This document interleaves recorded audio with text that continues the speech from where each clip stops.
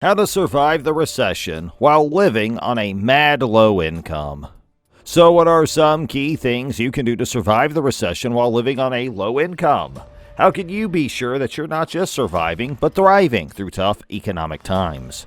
What are some things you can do to reduce your expenses and make your money go further? And what are some creative ways to generate additional income during the recession? What are some things you can do to stay positive and motivated during the recession? To answer all of these questions, stay tuned and welcome back to our channel as we help you find what you're looking for. You might be concerned about your financial situation because of all the hype about an impending economic downturn. Well, even while economic analysts are quick to point out that the recessions are a natural and expected part of the business cycle, you should still be ready if one arises. Paul Deere, a certified financial planner and vice president at Personal Capital, was quoted as saying that some people will be able to more easily get through the crisis than others. Of course, you want to focus on getting through the recession, but no matter what, you should always be sure to have a game plan and follow it to the letter. According to Goldman Sachs, there is a 30% chance of a recession occurring within the next year. On the other hand, UBS is sticking to its base case projection that there would be no recession. Meanwhile, the chief executive officer of ARK Invest, Cathie Wood, and a professor of finance at Wharton, Jeremy Siegel, feel that the United States economy is already in a recession. Since 1948, economic downturns and high points in unemployment. Even though it was just 2 months long, the COVID recession in 2020 had the highest peak unemployment rate of any U.S. downturn since the end of World War II. Number 1, pay down debt. According to Deere's advice, you should prioritize eliminating any high-interest debt you may be held as soon as possible. And not only will it assist you in being prepared if you lose your work, but it's also anticipated that rates will move higher in reaction to rate hikes that have been implemented by the Federal Reserve.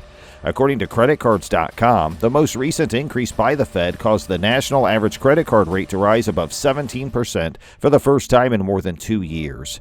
The Federal Reserve anticipates maintaining its rate hiking program through the remainder of the year. Number 2, put more money aside in case of an emergency. The majority of financial experts agree that you should have sufficient money to cover 3 to 6 months worth of living costs. Depending on the particulars of your situation, you might want to give that another thought. According to Lassus, given the current climate, it may make sense to have more than 6 months of paid leave, particularly if you have reason to believe that you may experience difficulties with your job in the future. However, it is essential to remember not to let the thought of achieving that goal cause you to feel overwhelmed. Lassus, who is a member of the CNBC Financial Advisor Council, was quoted as saying anything that they can put aside is going to help. Number 3, remain committed to your investment. Because of the recent volatility in the market, you might be considering withdrawing some of your 401k contributions or completely exiting the market. Nevertheless, it is essential to keep your feelings under control and keep in mind that you are in this for the long haul. Lassus advised that an investment decision should never be made in a state of panic or while one is experiencing extreme levels of fear. For you to make decisions that are rational, you need to make an effort to take a step back from it. According to Deere, the study of history demonstrates that bull markets continue for a longer period than bear markets. He continued by saying, economic expansion is the long-term tendency. This is merely a blip on the radar of that larger trend. Number 4, reduce expenditures. Lassus advised that you initiate discussions with yourself about where you may make reductions in expenditures. She advised thinking about what you want your budget to be in the event of the worst-case situation as well as the best-case scenario. Lassus advised that one should give some consideration to what-if scenarios. What if I have less money coming in? What should I do if my car stops working? What if my lease gets more expensive?